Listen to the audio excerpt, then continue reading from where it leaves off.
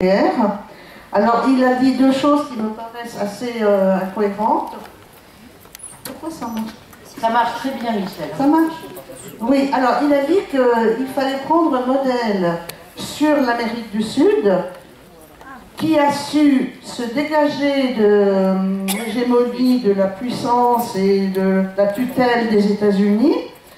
Vous connaissez tous l'exemple du Venezuela, de la Bolivie, de l'Équateur, qui ont réussi à se libérer du joug des États-Unis, qui sont sortis du FMI, de la Banque mondiale, etc. Ils ont leurs propres institutions maintenant. Ils ont mis en place de véritables régimes progressistes. Et donc, Jacques disait qu'il fallait prendre modèle sur ces pays-là, entièrement d'accord avec ça. Et il a continué en disant la France doit aussi donc engager cette lutte contre l'empire des États-Unis, contre cette force impérialiste des USA. Et pour faire cette résistance aux USA, on avait la force nucléaire. La France est une puissance nucléaire qui est devenue, une force de dissuasion pour s'affirmer contre l'empire des États-Unis. Donc cette force nucléaire nous permettra, d'après Jacques Negrelf, de résister à l'hégémonie, à la puissance des États-Unis.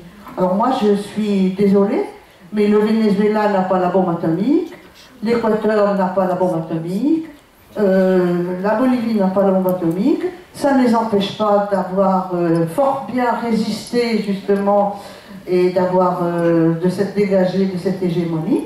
Je ne vois pas pourquoi la puissance nucléaire française est nécessaire pour cette résistance à l'empire USA. Voilà ma question. Élections européennes. Une petite parenthèse par rapport à ces élections européennes. C'est pas tout le travail que tous les militants, les sympathisants du UDF ont fait pour cette période-là n'est pas vaine. J'avais participé aussi à des tractages dans le marché et ainsi que voilà. Et ce que je voulais dire, que c'est un petit peu le grain de sable. En fait, ça n'a pas été sincèrement inutile. Même si on est une toute petite organisation, et les personnes sont très attentives, même dans le marché, à ce qui se passe. Et je tiens à remercier les abstentionnistes, à ceux nombreux et qui sont restés à la grande, aux personnes silencieuses, et qui restent toutefois attentives à ce qui se passe, quoi qu'on dise. Ensuite, il y avait un thème qui était intéressant, souveraineté nationale et populaire. Au début, je n'étais pas très à l'aise par rapport à ça, je me suis dit souveraineté nationale, ça me faisait appel, ça me rappelait quelque chose, qui n'était pas comme le Front National. Il faut se dire que national et populaire n'appartient pas qu'à un seul parti politique, il appartient à tout le monde. Et j'aimais bien l'intervention qui a été faite à la tribune, notamment les rappels du sens étymologique de chacun de ces adjectifs, notamment national.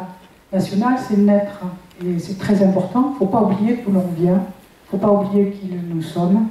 Et effectivement, les tentatives de toutes les organisations que représente l'Union européenne, c'est d'effacer d'où on vient. C'est d'effacer effectivement que effectivement, il y a eu des choix politiques qui ont été faits de la part des différents partis politiques de différents pays, mais on n'est pas européen avant tout, on est soit italien, français, espagnol, et le mérite, c'est que ça soit reconnu par tous. La différence est beaucoup plus enrichissante que l'unité sous un seul drapeau. Merci. Moi, je voudrais ajouter un petit peu par rapport à la force nucléaire. Parce que c'est vrai que je vais vous donner mon point de vue, je ne sais pas ce qu'il vaut, il a le mérite d'être le mien, c'est tout. Mais je crois que c'est une réflexion auquel on ne peut pas échapper.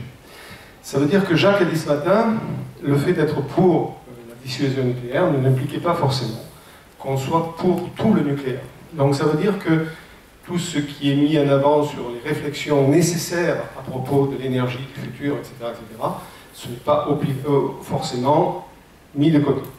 Par contre, la dissuasion nucléaire est par rapport à l'Amérique du Sud, c'est vrai qu'eux n'ont pas l'arme nucléaire. Bon, nous l'avons. Alors, est-ce que pour autant, en étant progressiste, on devrait rejeter cette capacité que nous avons d'être indépendants? Personnellement, je dis non. Pourquoi? Parce que l'Amérique du Sud, c'est pas l'Europe. Nous sommes intégrés dans... Pardon, c'est pas l'Union européenne. Excusez-moi, je fais encore des lapsus alors qu'il ne faudrait plus les faire. Nous, on est intégrés comme des sous-fifres de bas étage dans cette mécanique, on va dire mortifère, qui s'appelle l'Union européenne. Imaginons que... Enfin, je ne sais pas, je fais le parallèle avec l'Ukraine aussi. L'Ukraine, on se permet de massacrer les Ukrainiens, justement, parce qu'ils n'ont pas d'État suffisamment, les oligarques ont pris le pouvoir, ils massacrent la population, ils balancent des bombes au phosphore ou je ne sais plus quoi, l'uranium enrichi sur la population. Vous avez certainement vu ces horreurs sur Internet, c'est purement scandaleux, et c'est purement scandaleux aussi que nos gouvernants cautionnent les nazis dans le gouvernement de Kiev, hein, ça, il faut quand même le savoir. Et le fait qu'on ait cette possibilité de dire attention, nous on réclame une indépendance et on a la possibilité de dire attention maintenant, il ne faut pas trop nous chatouiller, je pense que c'est quand même un élément de dissuasion qu'on ne peut pas ne pas prendre en compte. Ça ne veut pas dire que, comme l'a rappelé Jacques ce matin, la dissuasion c'est justement fait pour ne pas s'en servir. Mais si vous voulez, je pense que garder cet outil, c'est quand même un outil d'indépendance. C'est un peu comme le débat qui a lieu, qui a été mis en avant, mais un peu oublié, etc., sur la fameuse, comment on appelle ça, l'appartenance de la France au comité de sécurité, là, je sais pas, non, la France a le droit, comment ça s'appelle? Conseil de sécurité. Voilà, la France, elle est invitée au Conseil de sécurité, et soi-disant pour faire en sorte que nos voisins européens, puisqu'on est dans une nation européenne, pour les malades d'européistes que certains sont, eh bien, excusez-moi, je suis un peu violent parfois, je suis désolé, eh bien, il faudrait léguer, vous avez entendu ça comme moi, je pense, hein, léguer ce siège au Conseil de sécurité à l'Union européenne. Tiens donc, c'est marrant. Eh bien, je pense que la dissuasion nucléaire relève à peu près de la même logique. On veut nous déposséder aussi de cette capacité à dire non.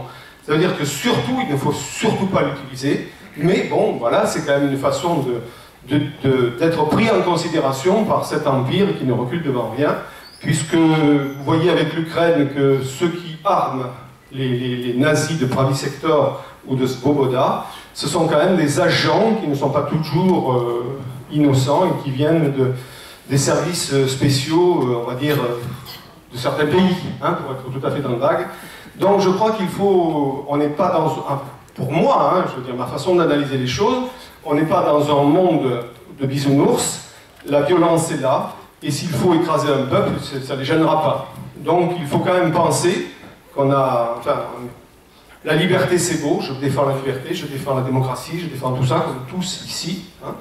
Mais il faut mesurer la force de frappe de l'adversaire, je pense que... de l'ennemi, enfin, je ne sais pas comment on peut appeler ça, je suis un peu violent, je suis désolé, hein. Mais...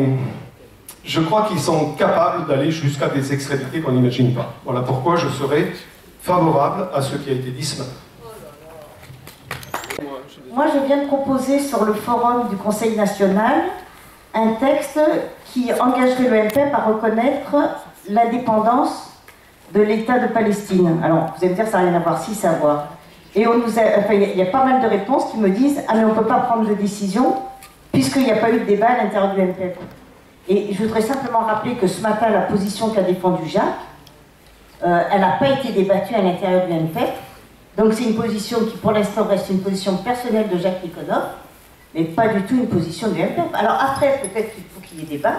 Peut-être qu'effectivement, la question, comme la pose Lucien, peut-être qu'elle se discute. Mais pour l'instant, c'est une position personnelle de Jacques Nikonov. Et je trouve quand même un peu étonnant qu'en tant que porte-parole, il annonce des positions personnelles à cette tribune quand il parle au nom du MPEP. Bon, on ne va pas passer l'après-midi sur Jacques Nikonov. Mais dans les partis politiques de gauche, on ne discute pas. C'est-à-dire qu'on laisse chacun dire ce qu'il a envie de dire.